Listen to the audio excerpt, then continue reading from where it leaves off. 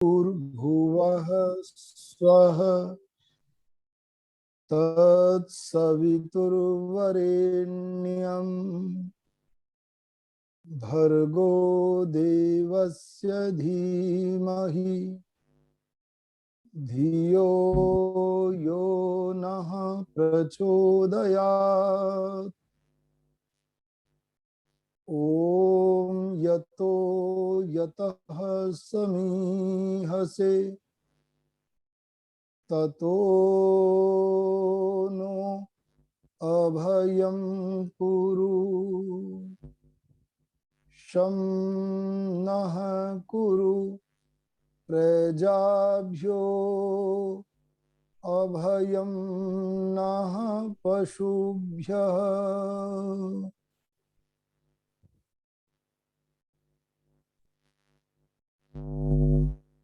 इस संगोष्ठी में विराजमान आर्य समाज मेहरौनी के प्रधान श्रीमान पुरुषोत्तम मुनि महाराज,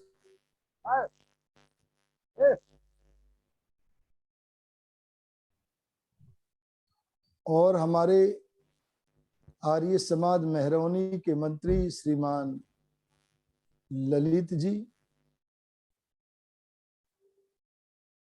इस अंतरजालीय संगोष्ठी में देश के विदेश के विभिन्न भूभागों से संयुक्त श्रद्धालु आर्य महानुभाव, यह संसार कर्म क्षेत्र है, धर्म क्षेत्र है।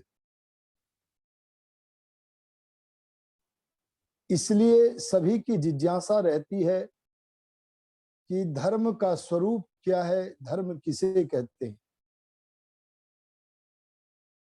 धर्म एक बहुत ही आवश्यक वस्तु है। शास्त्रों में कहा है धर्मेण हीनः पशुभिः समाना। जो व्यक्ति धर्म से हीन है, धर्म निरपेक्ष है, वह पशु के तुल्य है।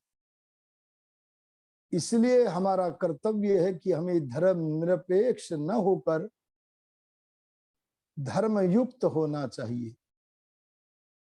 उच्चतम न्यायालय का ध्येय वाक्य है,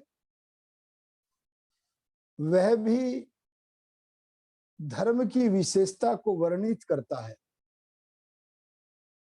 इसलिए भारत कभी धर्म निरपेक्ष नहीं हो सकता और न होना चाहिए। ब्रह्मा से लेकर दयानंद पर्यंत सब ऋषियों ने और सनातन कल्याणी वाणी वेद ने भी मनुष्य को धर्मयुक्त होने का उपदेश दिया है। इसलिए आइए हम धर्म के विषय में कुछ चिंतन आज करते हैं। यदि हम किसी विशिष्ट स्वाध्याय न करने वाले व्यक्ति से पूछें धर्म किसे कहते हैं, तो वह कहता है माता पिता की सेवा का करने का नाम धर्म है। कोई कहता है गो सेवा का नाम धर्म है। कोई कहता है राष्ट्र भक्ति का नाम धर्म है।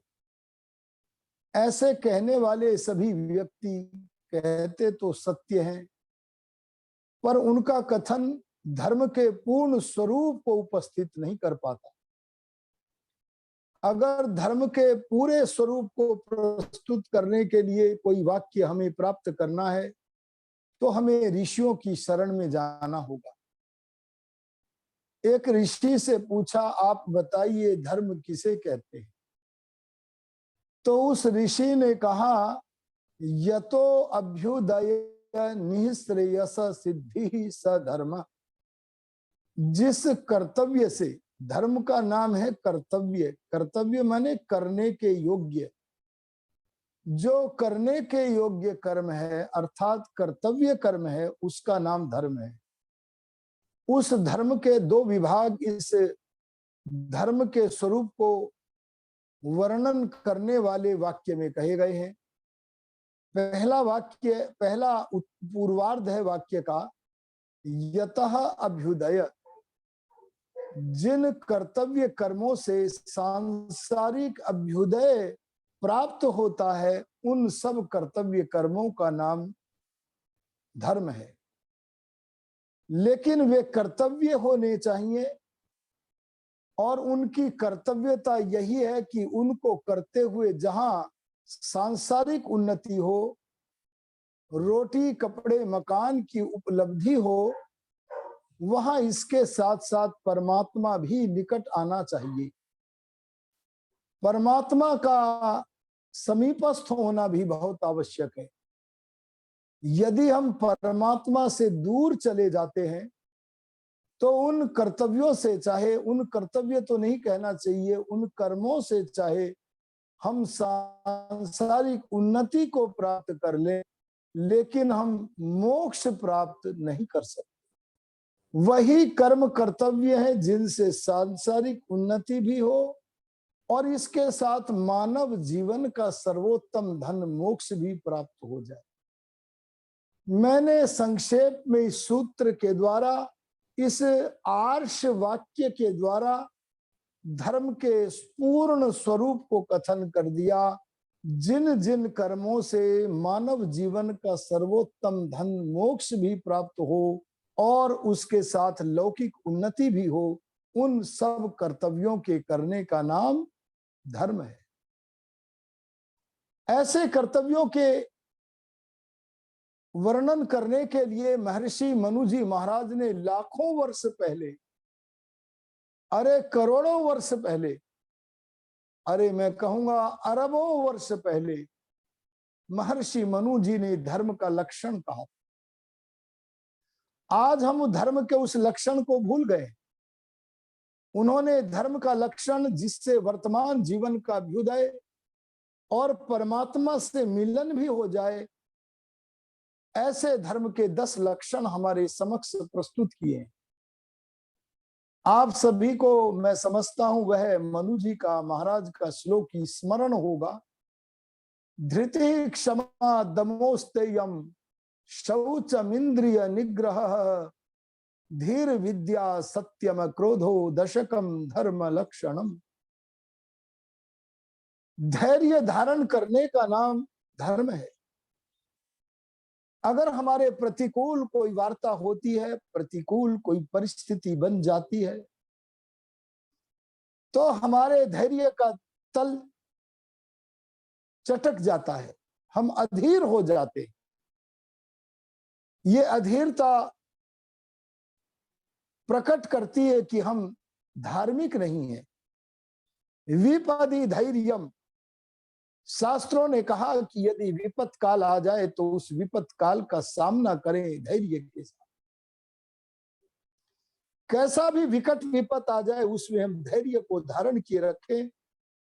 यह धैर्य धर्म का प्रथम लक्षण मनु जी ने कहा। क्षमा, क्षमा का अर्थ है कि बल होते हुए क्षमा वीरस्य भूषणम। क्षमा वीरों का गहना है, आभूषण है। एक निर्बल व्यक्ति क्षमा नहीं कर सकता। क्षमा करने का अवसर वीरों के पास है। अगर मेरे प्रति किसी ने अपराध कर दिया है और मैं उसे दंड देने में भी समर्थ हूं, तब मैं उसके अपराध को क्षमा करके भगवान की न्याय तुला पर योस्मान द्वेष्टि यम वयम द्विष्मस्तम वो जम्भे ददमहा, ऐसा कहकर भगवान के न्याय तुला पर रख दूं, ये क्षमा है। और ये भी ध्यान देनी चाहिए, जहां क्षमा करना महर्षि दयानंद की तरह हमारा कर्तव्य है, उन्हें तो अपने को मृत्यु देने वाले धौड़ मिश्र पासक और भी तमाम सारे लोगों ने जिन्होंने विष दिया, उन्हें यह कहकर के क्षमा कर दिया कि मैं संसार को कैद कराने नहीं आया, मैं तो संसार को कैद से छुड़ाने आया। पर ऋषि दयानंद जी महाराज के क्षमा के अर्थ को समझना चाहिए। जिस समय हम राजनीति के आंगन में जाएं, राजधर्म के क्षेत्र में पदार्पण करें, तब हमारा क्या कर्तव्य है? क्या हम दुष्ट आतताई व्यक्ति को क्षमा करते रहें? तब ऋषि दयानंद ने आर्य समाज का एक नियम दिया। उसमें कहा, सबसे प्रीतिपूर्वक व्यवहार करो, और प्रीतिपूर्वक ही नहीं, धर्मानुसार। यहां धर्म का अर्थ उन्होंने किया यथा योग्य व्यवहार करो। वेद में जहां सहनशीलता का पाठ पढ़ाया गया है, वहां कहा गया है कि जो दुष्ट आतताई व्यक्ति है, अगर वह हिंसा करने पर उतारू है, तो हमें दयालु बन करके उस हिंसक की हिंसा करके नष्ट कर देना चाहिए। क्योंकि हिंसक व्यक्ति को नष्ट करने के पीछे महान दया काम करती है। वह हिंसक व्यक्ति तमाम सारे दुष्ट लोगों को अपने पाप के आचरण से दुखी करता है।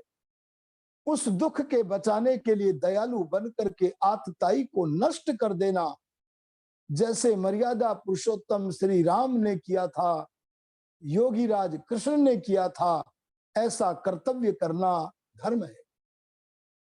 पर सामान्यतया कहा गया है शास्त्रों में कि हम क्षमा करें। धृति क्षमा दमः, इंद्रियों का दमन करें। नहीं नहीं, मन का दमन करें। इंद्रियों से पहले तो मन है।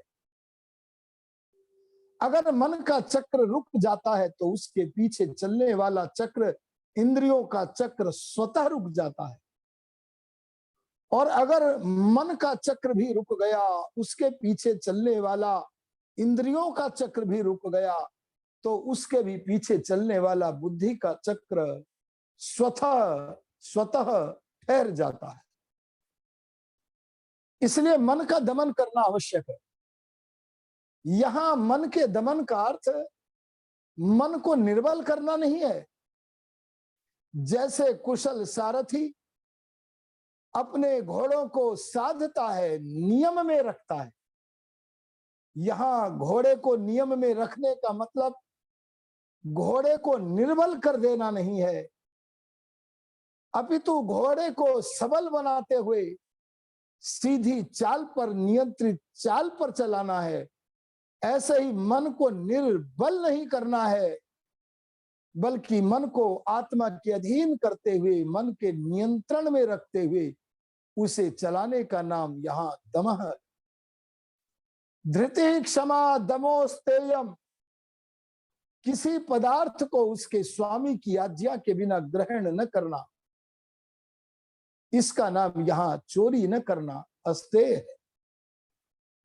शौचम, जैसे हम अपने शरीर के अंगों को बाहर जल से पवित्र करते हैं, ऐसे अंदर हमारे मन के अंदर जो जन्म जन्मांतर की वासनाएं हैं, कालिमाएं हैं, ईर्ष्या द्वेष असत्य है, उन सबको त्यागते जाना, उन सबको हटाते जाना।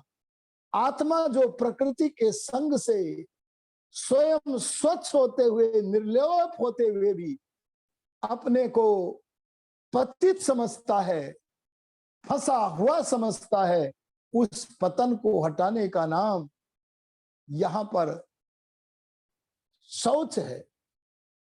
इंद्रिय निग्रह, अगर हम मन का दमन कर लेते हैं तो हमारी इंद्रियों का भी निग्रह हो जाता है।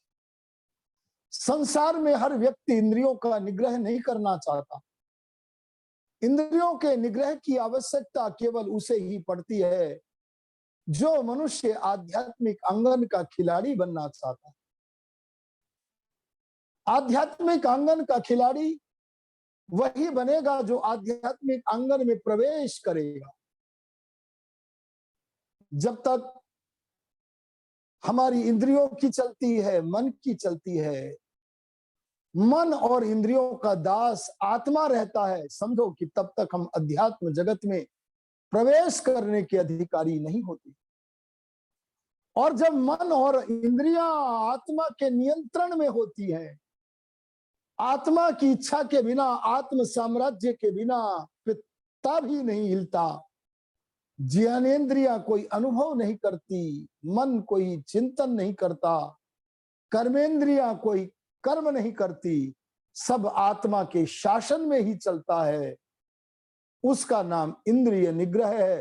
प्रत्येक आध्यात्मिक खिलाड़ी का यह कर्तव्य है। जब अध्यात्म क्षेत्र में गमन करता हुआ परमात्मा की पूजा करे तो उस पूजा के लिए तैयारी करनी पड़ेगी, वो है मन का दमन, इंद्रियों का दमन। इंद्रिय निग्रह शौचम इंद्रिय निग्रह ही बुद्धि को पवित्र करे।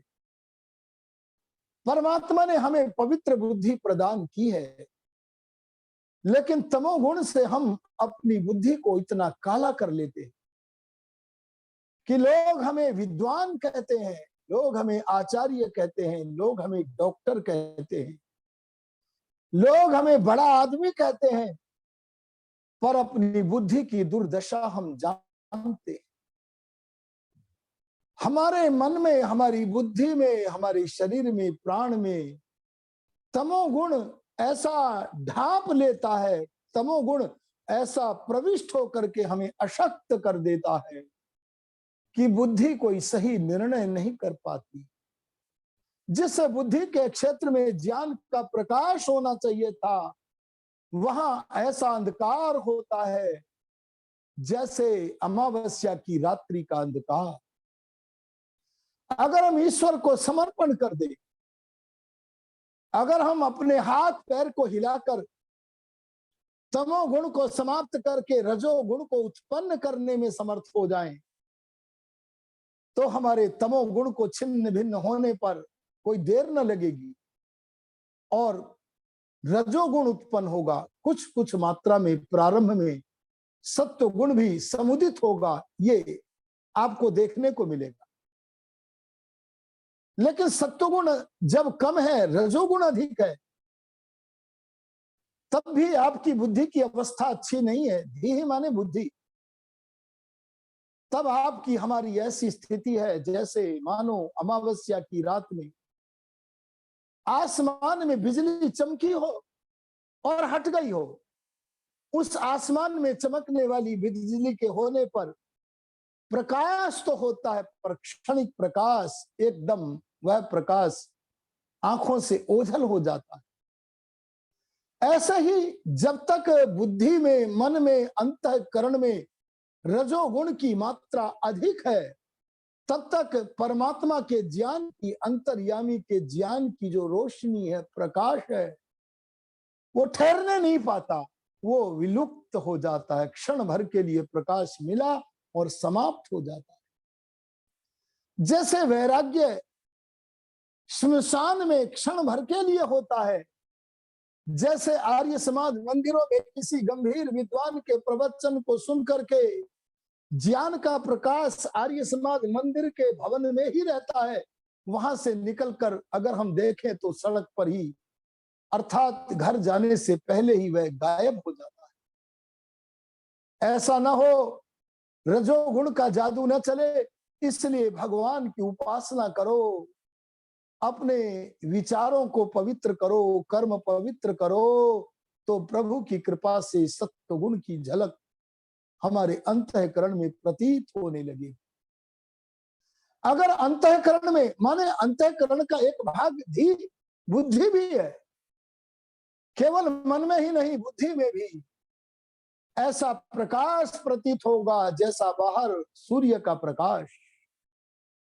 हम अपनी चर्म चक्षुओं से जैसे सूर्य के प्रकाश में मार्ग देखते हैं, ऐसे अध्यात्म मार्ग को देखने के लिए अंतर्यामी परमात्मा के ज्ञान के प्रकाश की पैठ हमारी बुद्धि में मिलेगी। तब हमें कोई मार्ग से भटका नहीं सकता और हम निरंतर महर्षि दयानंद स्वामी आत्मानंद, श्री राम और कृष्ण की तरह अपने मार्ग पर, अरे योग के राजमार्ग पर निरंतर चलते रहेंगे। इसलिए धर्म का एक लक्षण है उत्तम बुद्धि का होना। विनाश काले विपरीत बुद्धि, ये जो तमोगुणी बुद्धि है ये तो हमारे कर्मों के अनुसार तब होती है जब हमारा विनाश काल होता है। हमें देखना बंद हो जाता है, हमें कर्तव्य अकर्तव्य का कुछ पता नहीं चलता है। जैसे दुर्योधन गोत्र हत्यारा बन गया, वह जो देखना चाहिए था उससे देख न पाया, ऐसी हमारी स्थिति न हो। इसलिए कहा धर्म का एक लक्षण है धीहि उत्तम बुद्धि विद्या।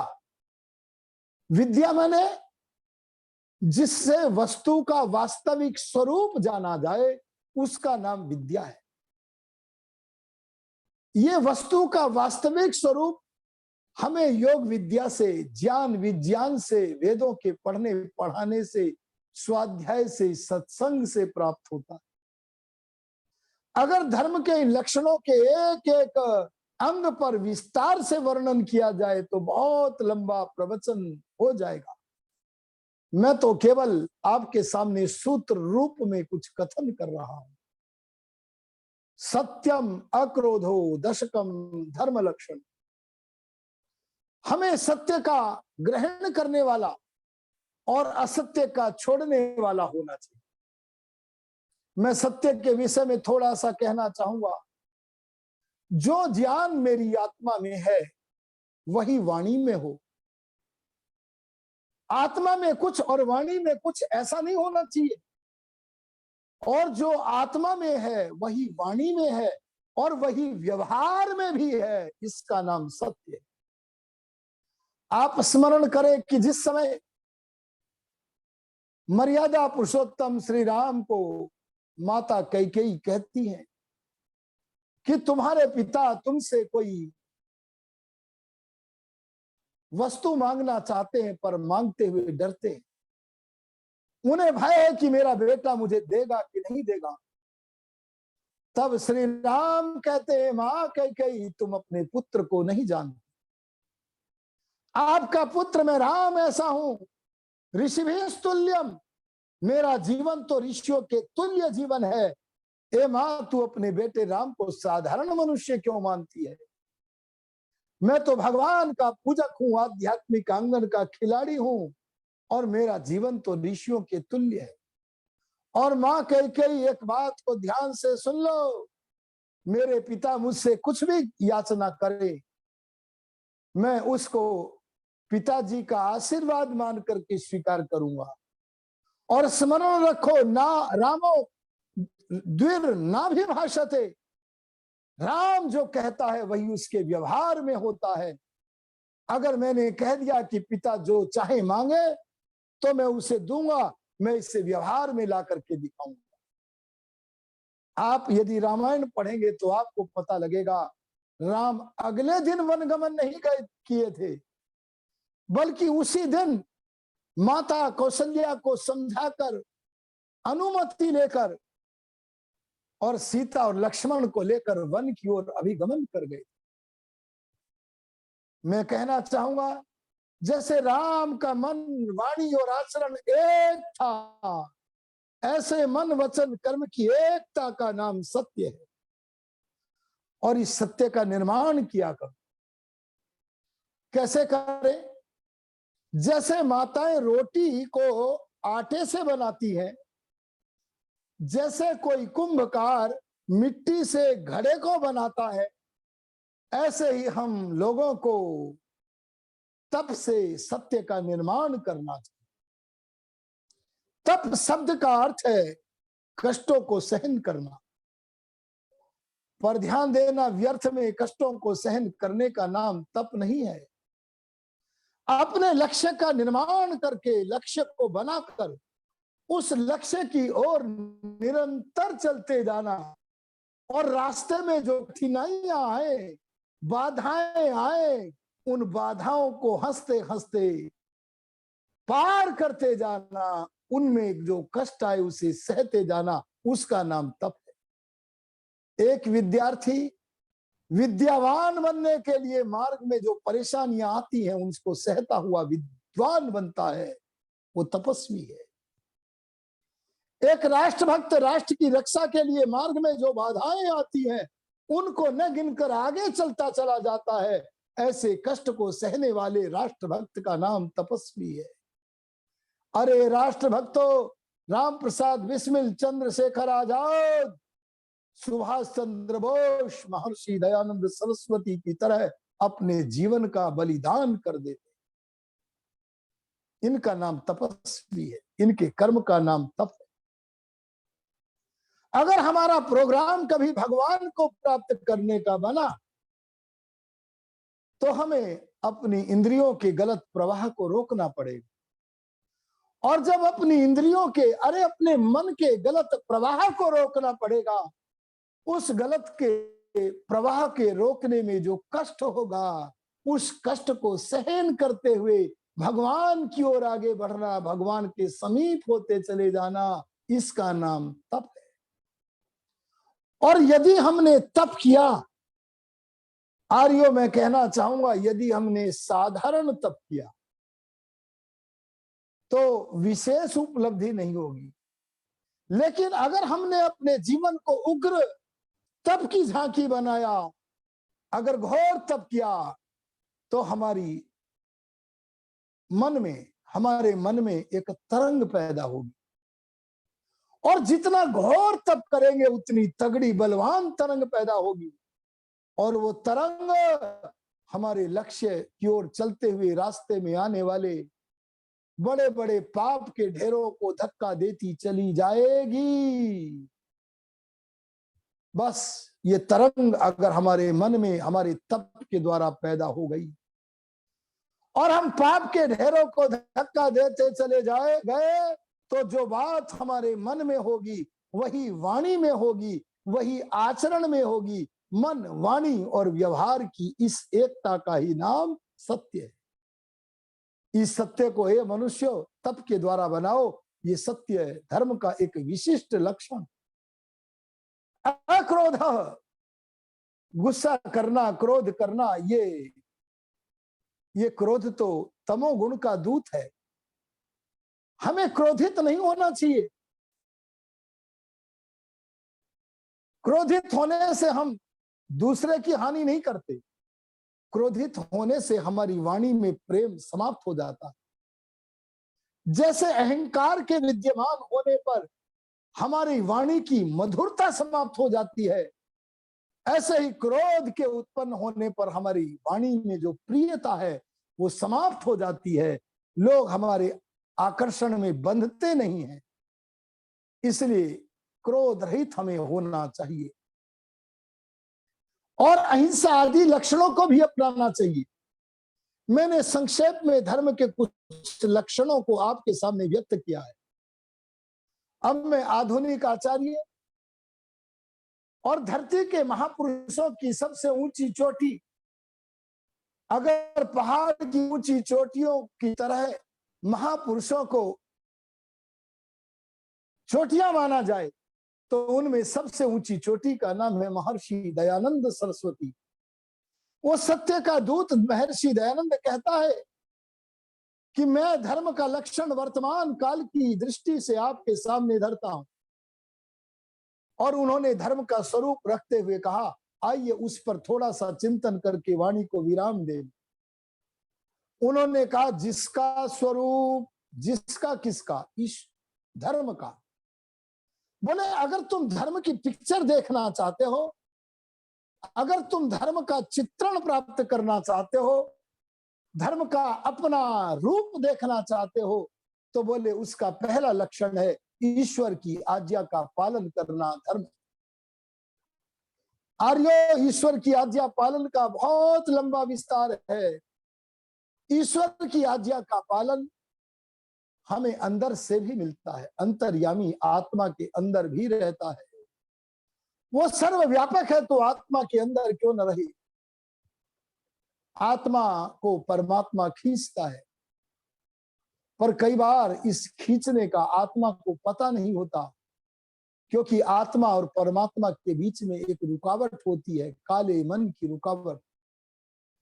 भगवान का वो आकर्षण हमें प्रभावित नहीं कर पाता उस काले मन के कारण। और भगवान के ज्ञान का प्रकाश आत्मा के अंदर भी है, पर वह आत्मा को प्रकाशित नहीं कर पाता, क्योंकि आत्मा और परमात्मा के बीच में काला मन है। इसलिए अगर हम ईश्वर की, अंतर्यामी की आज्ञा को सुनना चाहें, जानना चाहें, उसका पालन करना चाहें, तो हमें अंतःकरण में विद्यमान जो वासना की काली स्याही है, उसे परिश्रम करके, पुरुषार्थ करके हटाना पड़ेगा। अपने अंतःकरण को पवित्र बनाना पड़ेगा। मैं तो सरल शब्दों में कहना चाहूंगा, जब हम कोई कर्म करते हैं तब अंतर्यामी की शिक्षा, अंतर्यामी का संदेश हमें अवश्य प्राप्त होता है। अगर हम बुरा कर्म करते हैं तब भी, और अच्छा कर्म करते हैं तब भी हमारे मन में कुछ कुछ होता है। बुरा कर्म करने पर भय, ये हो तो भय आत्मा में रहा है, ये शंका हो तो आत्मा में रही है, करूं कि न करूं, और ये लज्जा हो तो आत्मा में रही है। पर आर्यो ध्यान देना, ये भय, शंका, लज्जा आत्मा के भीतर, आत्मा की ओर से नहीं, आत्मा के अंतर्यामी शिक्षक परमात्मा की ओर से हो रही है। जो उस शिक्षक की आज्ञा को सुनकर उसके अनुसार आचरण करता है, वो धार्मिक बन जाता है, और जो परमात्मा की आज्ञा को ठुकरा देता है, वो धार्मिक नहीं बनता। इसलिए कहा, ईश्वर की आज्ञा को सुनो, समझो, धार्मिक बनो। और यदि हम अच्छा विचार करते हैं, अगर हम याज्ञिक कर्म करते हैं, अगर हम परमात्मा की अध्यक्षता में रहकर कोई कर्म करते हैं, तो उस अंतर्यामी की ओर से हमें उत्साह मिलता है, प्रोत्साहन मिलता है। और उस प्रोत्साहन के 3 रूप हैं। क्या? अभय, निशंकता, आनंद, उत्साह। ये आनंद उत्साह उस कर्म के करने के अवसर पर आत्मा में जो उत्पन्न हो रहा है, ये आत्मा की ओर से नहीं है, बल्कि अंतर्यामी परमात्मा की ओर से यह प्रोत्साहन हमें मिल रहा है।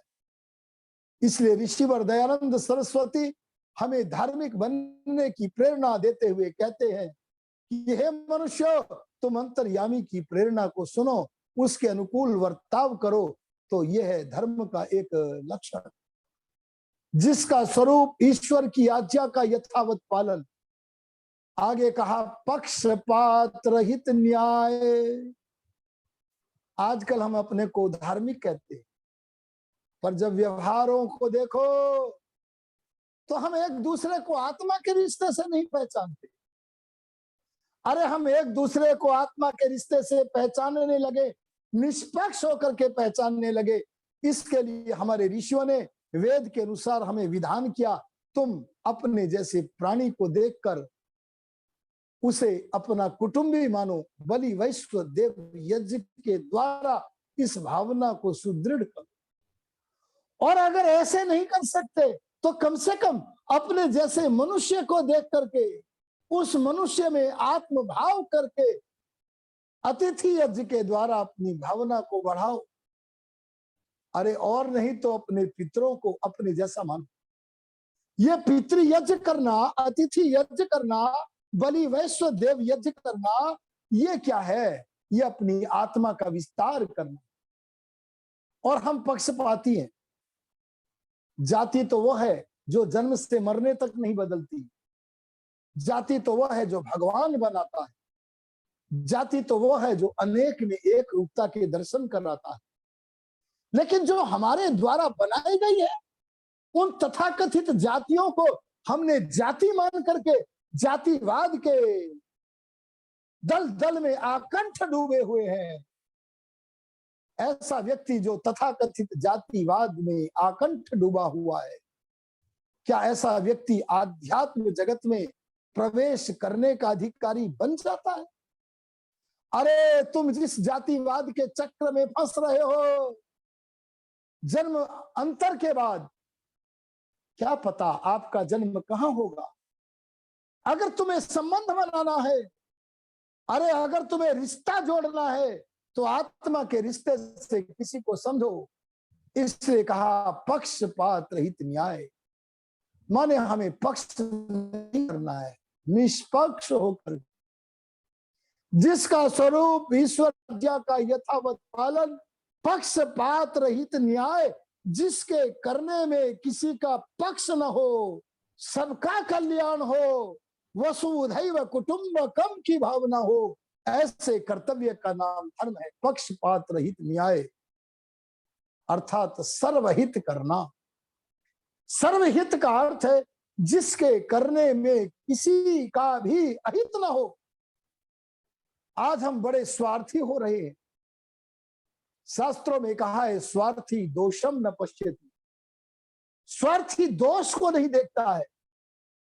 इस स्वार्थ से ऊपर उठ करके, अगर हम लोग स्वार्थ से ऊपर उठ करके केवल अपने लिए नहीं, केवल अपने परिवार के लिए नहीं, केवल अपने पड़ोसियों के लिए नहीं, केवल अपने प्रांत के लिए नहीं, अरे केवल मनुष्यों के लिए नहीं, प्राणी मात्र के लिए व्यवहार करे, निष्पक्ष व्यवहार करे, उसके हित के लिए व्यवहार करे, इसका नाम धर्म है। प्रत्यक्षादि प्रमाणों से सुपरीक्षित एक विशिष्ट बात महर्षि दयानंद सरस्वती कहते हैं। आदरणीय लखनलाल जी, कितना समय रह गया है जरा मुझे बोल करके बताएं, मैं अनुमान से ही समाप्त करूंगा। अभी आपके पास जो है 35 हुए हैं, 8:35, 15 मिनट का समय हुआ है। कितने मिनट का? 15 मिनट। अच्छा ठीक है, मैं अपने विचारों को 15 मिनट में समेटता हूं। आर्यों में आपसे कह रहा था कि धर्म को बिना परीक्षा के स्वीकार मत करो। मैं परसों ही एक परिवार में बैठा हुआ सत्संग कर रहा था। वहां पर मैंने पूछा उस परिवार के बच्चों से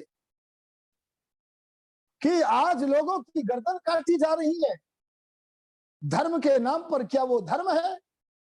तब उन्होंने कहा नहीं, हमें तो अपने धर्म का विस्तार करना चाहिए। मैंने कहा गलत, ये धर्म अपना या पराया नहीं होता है।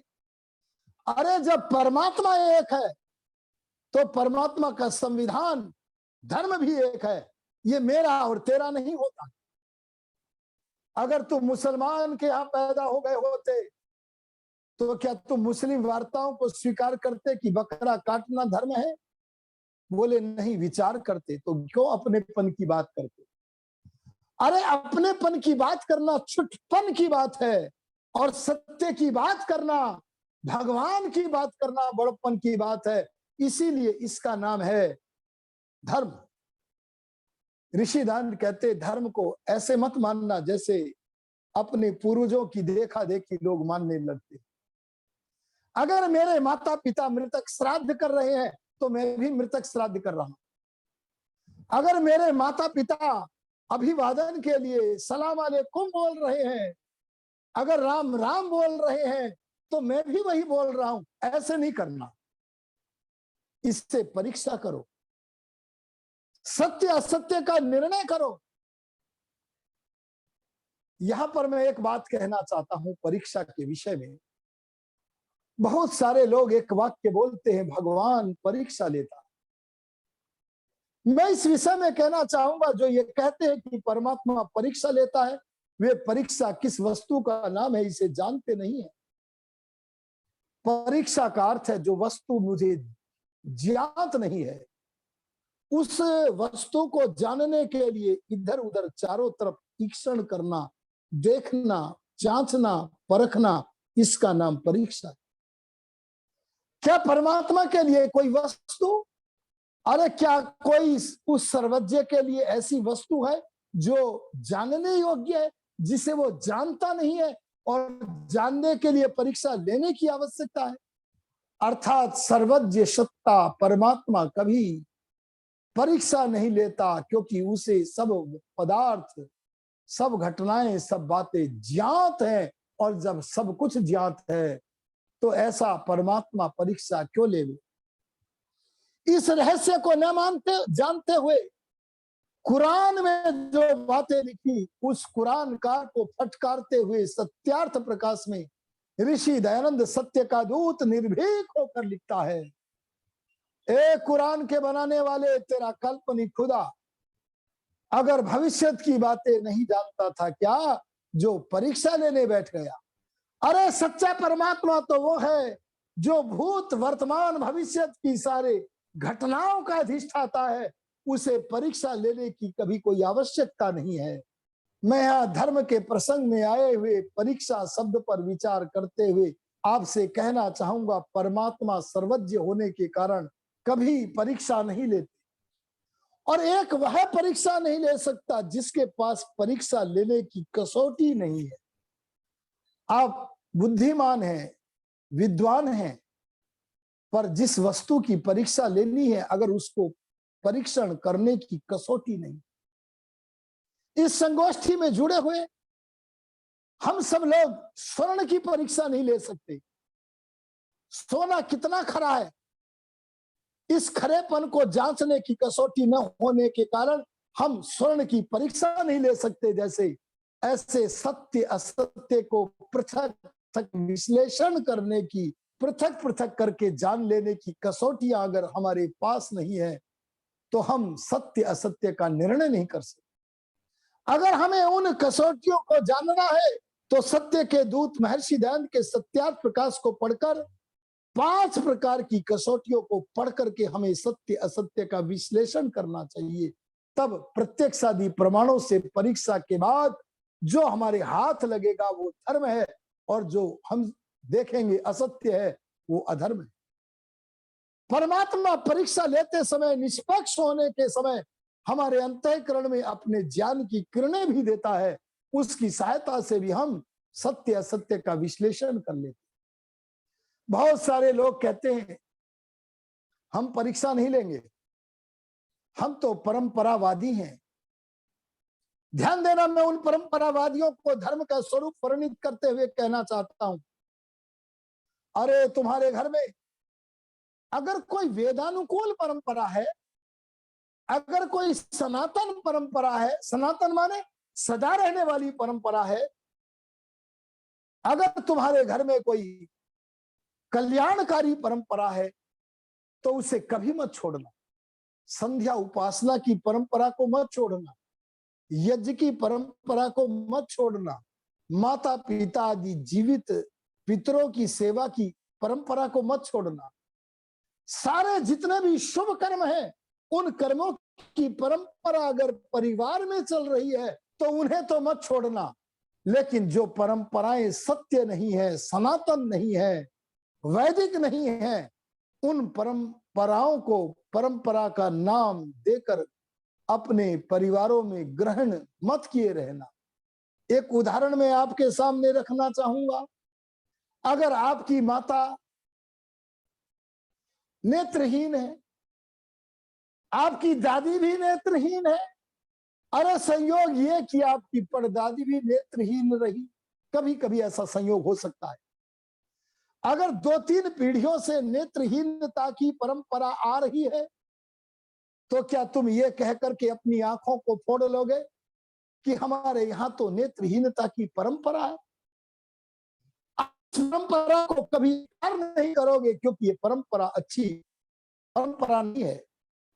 अगर आपके माता पिता निर्धन है, आपके दादा भी निर्धन थे, आपके परदादा भी निर्धन थे, आपके यहाँ कई पीढ़ियों से निर्धनता की परंपरा आ रही है और आपके घर में धन आने लगे तो क्या घर में धन आने से यह कहते हुए रोकोगे कि हमारे यहाँ तो निर्धनता की परंपरा है?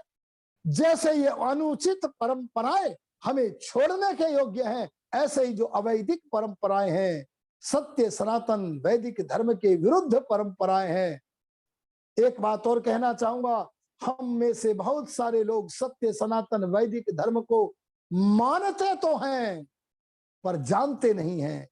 अगर सच में आप जानना चाहते हैं ना तो शास्त्रों का सार भर दिया है सत्यार्थ प्रकाश में। महर्षि दयानंद के बनाए गए उस ग्रंथ सत्यार्थ प्रकाश को पढ़ने का व्रत ले लो तो निश्चित आपको सत्य ही हाथ लगेगा। उस शास्त्र का नाम है सत्य अर्थ। अर्थ माने वस्तु, सत्य वस्तु का प्रकाश भरा पड़ा है जिसमें ईश्वर का भी प्रकाश है, आत्मा का भी प्रकाश है, प्राकृतिक पदार्थों का भी प्रकाश है, धर्म अधर्म सबको प्रकाशित कर दिया है। ऐसे सत्यार्थ प्रकाश को पढ़ करके हम अपने जीवन को अग्रसर कर सकते। ऋषि दयानंद ने कहा, प्रत्यक्षादि प्रमाणों से सुपरीक्षित, परीक्षित नहीं, उत्तमता से परीक्षा किया गया। और एक विशेष परिभाषा जो हमारे आर्य समाज के प्रधान जी धर्म की हमारे समक्ष प्रस्तुत कर रहे थे, यहाँ उसका भी वर्णन आया और वो कहा, जो वेदोक्त है सो ही धर्म। वेद से जो विद्या शास्त्रों में फैली है, अरे वेद से जो बातें विद्या वृक्ष बन करके संसार में विस्तृत हुई है, वो वेद ही धर्म है। अगर कहीं किसी भी पुस्तक में वेद विरुद्ध वार्ता है, वो स्वीकरणीय नहीं है, वो अधर्म है।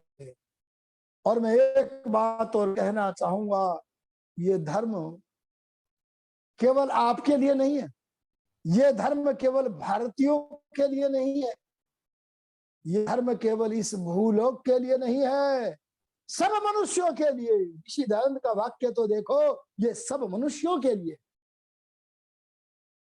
इस धर्म को कुछ लोगों के लिए सीमित नहीं किया जा सकता।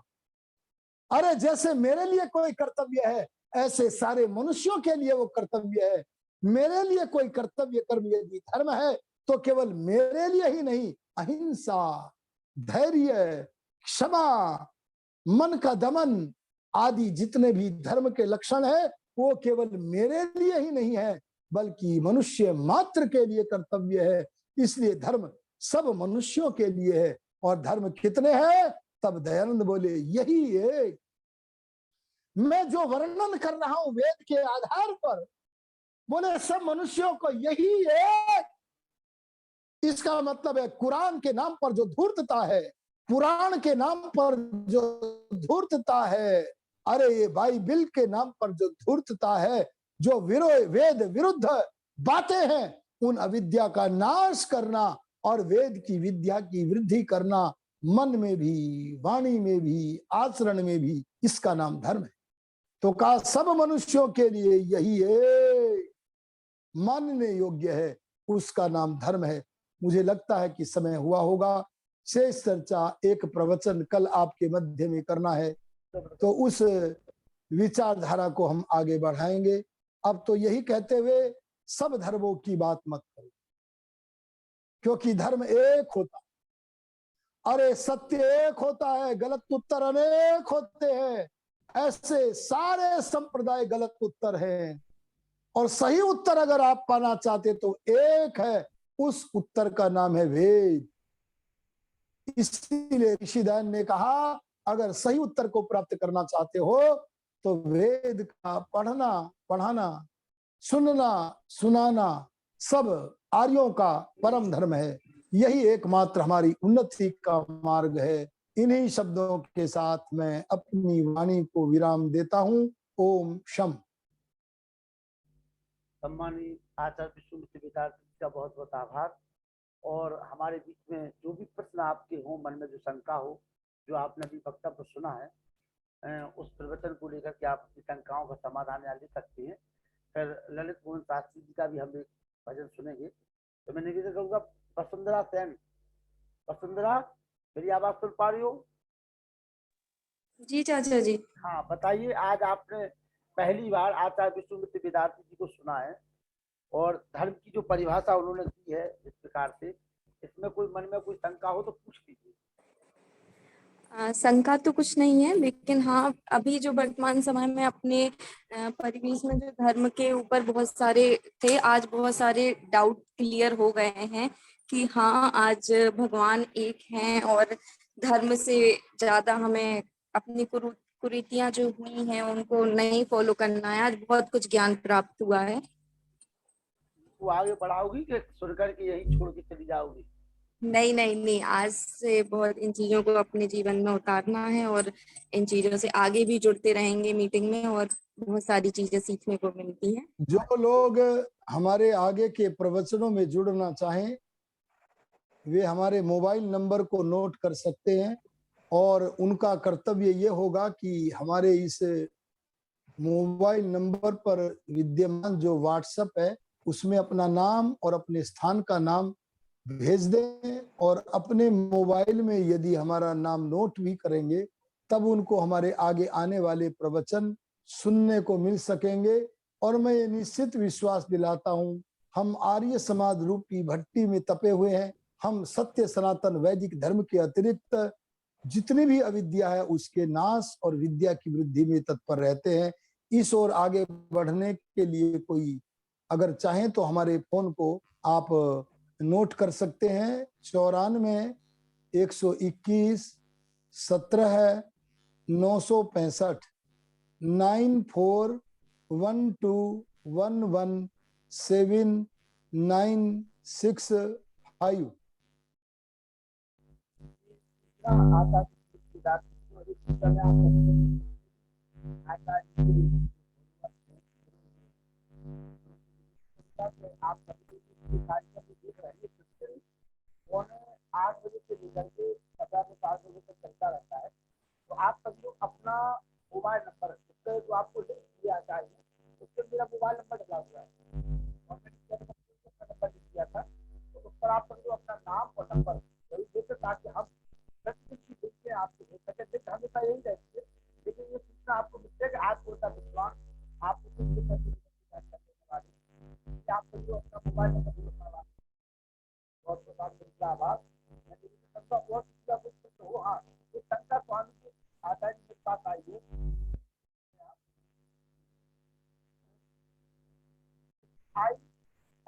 के लिए इस प्रकार आगे बढ़ना चाहिए।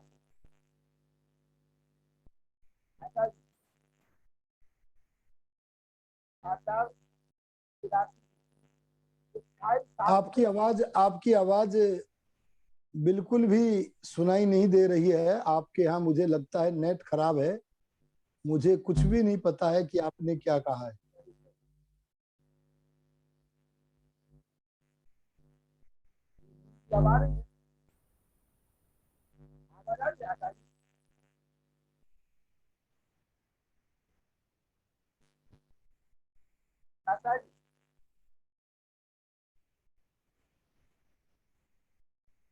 आवाज आ रही मेरी? जी आपकी आवाज कट रही है। अब आ रही आवाज आ रही? हाँ आ रही है। अब थोड़ी सी आई है, अब थोड़ी सी आई है। हाँ आ रही है। इस प्रकार आगे बढ़ना चाहिए। फिर कट रही है आपकी आवाज लखनलाल जी। आवाज कटी हुई आ रही है। हाँ स्पष्ट नहीं हो पा रही आपकी बात। हाँ जी जी, भजन सुनाओ। भजन सुनाओ जब तक हमारी आवाज किया जाए। जी भजन सुनाओ। आप भजन सुनाइए। जी जी।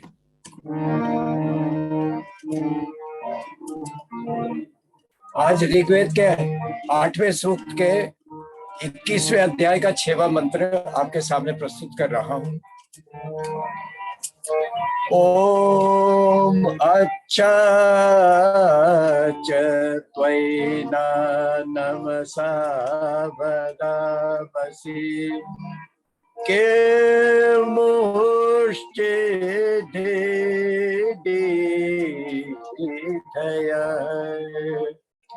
संति कामासो हरिवो ददेष्त्वम् स्मो वयं संति नो धियः।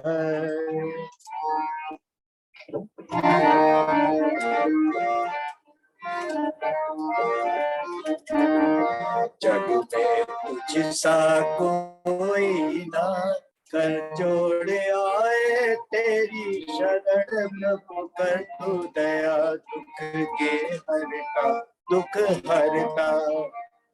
जग में तुझसा कोई ना,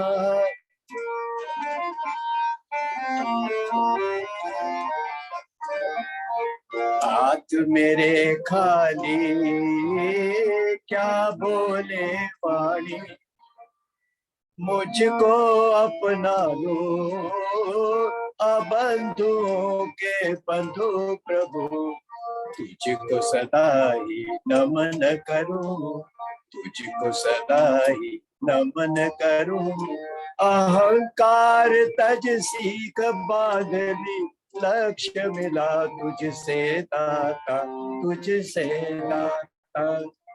जग में तुझसा कोई ना, कर जोड़े आए तेरी शरण प्रभु, कर तू दया दुख के हरता, दुख हरता।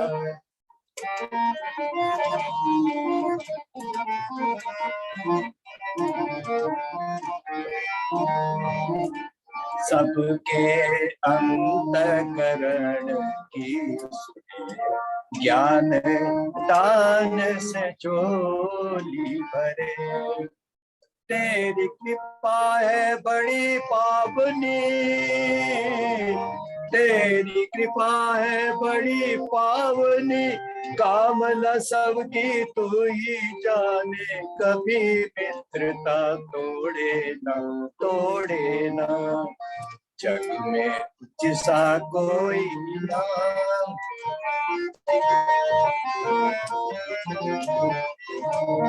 कई जन्मों की ये पुण्याई, पल छिन तूने कृपा दिखाई। निज कर्मों के फल को पालो, कभी न कभी अनिष्ट न किया प्रभु जी, हमें भी ये प्रण दे दो ना, दे दो ना। जग में तुझसा कोई ना,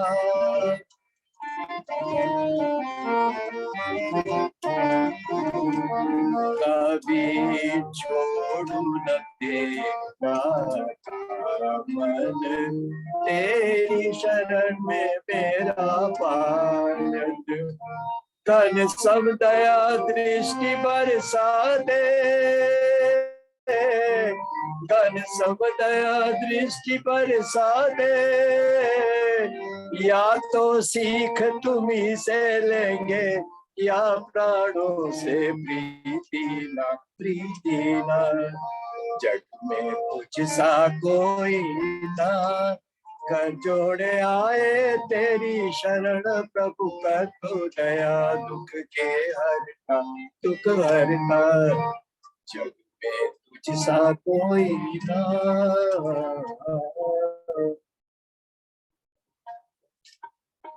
धन्यवाद। बहुत बहुत आभार जी। मुनि जी, मेरी आवाज आ रही है आपको?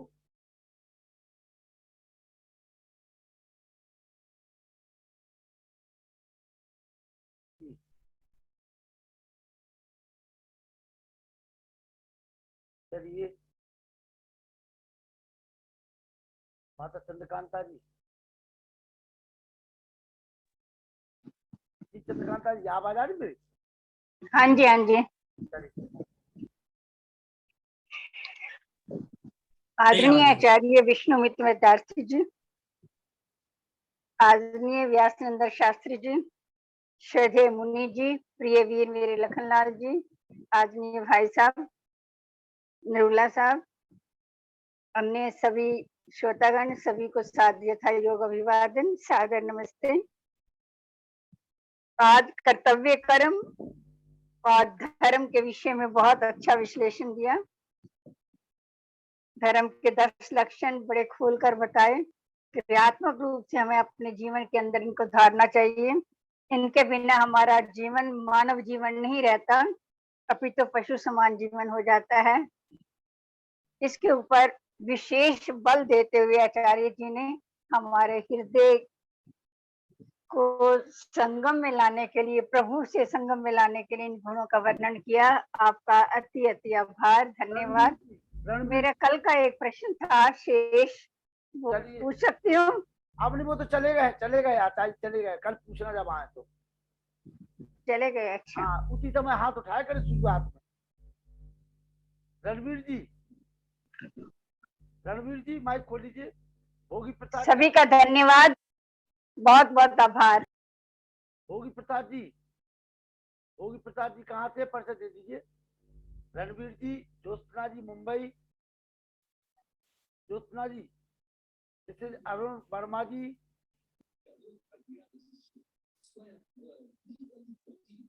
रणवीर जी माइक खोलिए। रणवीर जी, रणवीर जी कहाँ से पढ़ते थे? भोगी प्रसाद जी बोलिए, भोगी जी बोलिए, बोलिए बोलिए।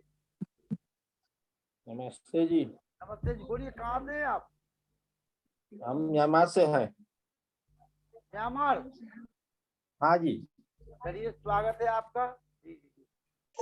चौधरी करनाल चौधरी जी, सुभाष चौधरी करनाल। रणवीर जी आप बोलिए कहाँ से? रणवीर जी, मैं जिला बिजनौर उत्तर प्रदेश से हूँ। जी जी जी। अच्छा रणवीर सेन जी, वो उसने बोला है ना, सुभाष चौधरी जी करनाल से। हाँ सुभाष चौधरी जी बोलिए, परिचय दे दीजिए अपना। सुभाष चौधरी, मेरा नाम लिखा हुआ आता है ना उसमें, आप बोलिए। पार्टिसिपेंट्स। सुभाष चौधरी जी बोलिए। हाँ, बहुत बहुत अच्छा लगा। जी और आपका लेक्चर आचार्य जी का, हम इनको सुनते रहते हैं, करनाल में भी आते रहते हैं, तो हमारे पास ही ठहरते हैं। अच्छा जी, अच्छा जी। हाँ, और आप तो आजकल हम गुड़गांव में हैं, तो उनका लेक्चर अभी सुना है। जी। हाँ, बहुत अच्छा लगा। आपका बहुत बहुत धन्यवाद। आप प्रतिदिन जुड़े रहिए, और इस पे पिछले 1 साल से बराबर में प्रतिदिन कार्यक्रम चलता है 8:30 से। हाँ जी, हाँ जी, ठीक है जी, प्रतिदिन होता है। मेरा नंबर आपके पास पहुंच गया होगा, ठीक आप है अपना जी। नंबर हमें भेज दें। जी हाँ जी, हाँ जी, ठीक है जी। बहुत बहुत आभार। सुभाष चौधरी करनाल। बहन ज्योत्सना जी मुंबई, ज्योत्सना आर्या जी मुंबई, ऑडियो खोल लीजिए बहन जी। जी जी नमस्ते जी। नमस्ते बहन जी, नमस्ते, बोलिए आप सबको सादर बोलिए बहन जी, बोलिए। जी।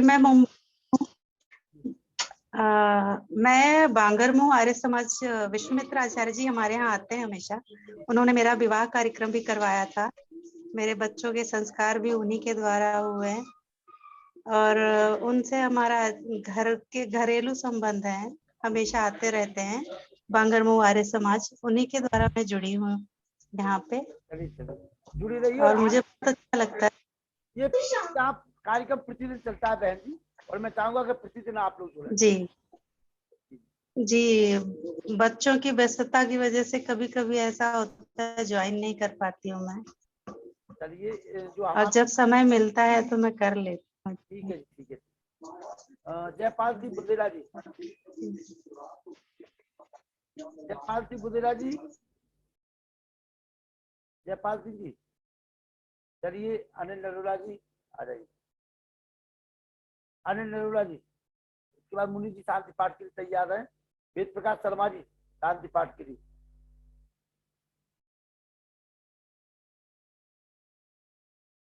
अनिल नरोला जी बोलिए। अनिल नरोला जी, जी जी बोलिए। आदरणीय मुनि पुरुषोत्तम जी, आदरणीय लखन जी, व्यासनंदन शास्त्री जी, ललित मोहन साहनी जी, वेद प्रकाश शर्मा जी और मेरी बड़ी बहन चंद्रकांता आर्य जी। आज का प्रवचन धर्म के लक्षणों के ऊपर आचार्य विष्णु विद्यार्थी जी का बहुत ही सुंदर था। और आचार्य जी जब भी भाषण अपना प्रवचन देते हैं, बहुत अच्छी अच्छी बातें और नए नए उदाहरण सुनने को मिलते हैं, और बड़ा ज्ञान वृद्धि होती है। और उससे जहाँ एक आध्यात्मिकता की ओर अपना प्रवृत्ति बढ़ती है, वहीं अपना एक आत्मविश्वास भी बहुत बढ़ता है। तो बड़ा ही अच्छा लगता है। और इस खास बारे में यहाँ जो नए सदस्य जुड़े हैं इस प्रोग्राम में, उनको मैं यही बताना चाहूँगा कि ये लखनलाल आर्य द्वारा संयोजित जो कार्यक्रम है, उसका कोई जवाब नहीं है। बिल्कुल विलक्षण और अद्भुत कार्यक्रम है, और घर बैठे बैठे इतनी बड़ी सुविधा प्राप्त हो जाती है कि बस इसका वर्णन करने के लिए शब्द नहीं है मेरे पास। क्योंकि मैं उनको ये बताना चाहता हूँ कि मैं जब बचपन में आर्य समाज में जाया करता था, तो मैं साइकिल पर प्रवचन सुनने के लिए और आर्य समाज अटेंड करने के लिए जाता था। और फिर यंगर एज में थोड़ा जब और बड़ा हुआ, तो फिर स्कूटर पर आर्य समाज 5-5, 6-6 किलोमीटर चल के जाना होता था। और आज ये सुविधा हमें घर बैठे मिल रही है, 1 इंच भी बाहर नहीं, घर से बाहर नहीं निकलना पड़ता। तो बहुत ही विलक्षण कार्यक्रम है। जितने भी नए सदस्य जुड़े हैं, उनसे मेरा यही आग्रह रहेगा कि वो लगातार इसे जुड़ते रहें और अपने और जानकार लोगों को इसके साथ जुड़ाएं, ताकि धर्म जी का वैदिक धर्म का जो प्रचार प्रसार लखन जी ने देश में अपने देश से रखा हुआ है वो सफल हो, वैदिक धर्म के प्रचार की महत्ता और बढ़े। लखन जी को तो और मुनि जी को बहुत बहुत धन्यवाद, सादर प्रणाम, धन्यवाद।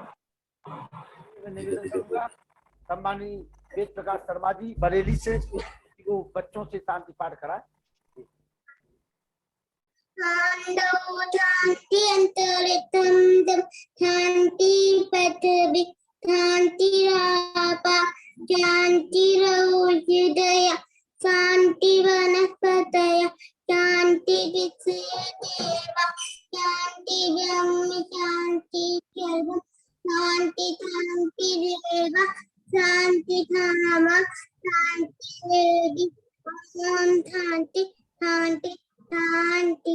जो बोले तो मेरी कीजिए गुरु वरदानंद कीजिए दयानंद कीजिए मेरी आत्मा पुरुषोत्तम श्री रामचंद्र कीजिए थोड़े शक्ति चंद्र कीजिए गौ माता तारा पालन